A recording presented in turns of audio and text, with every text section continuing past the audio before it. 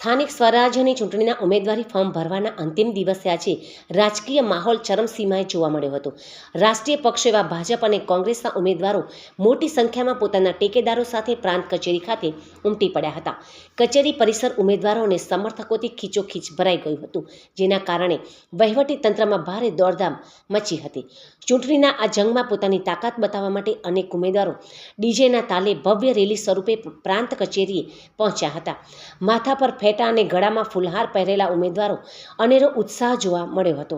સમર્થકોના નારાબાજી અને વાસ્તે ગાસ્તે નીકળેલી આ રેલીઓએ સમગ્ર શહેરમાં ચૂંટણીનો માહોલ જમાવ્યો હતો.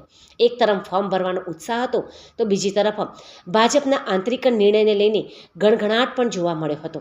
ભાજપના પાર્લામેન્ટરી બોર્ડ દ્વારા અમલમાં મુકાયેલી 3 ટર્મ, 60 વર્ષની વયમર્યાદા અને નો રિપીટ થિયરીને કારણે અનેક સિનિયર કોર્પોરેટરોની ટિકિટ કપાતા તેઓ મૂંઝવણમાં મુકાયા છે. આ સ્થિતિમાં ભાજપના પૂર્વ કોર્પોરેટર ભવાનજી ઠાકોરે ભાજપ સાથે ચેડો ફાડી કોંગ્રેસમાંથી ઉમેદવારી નોંધાવી છે.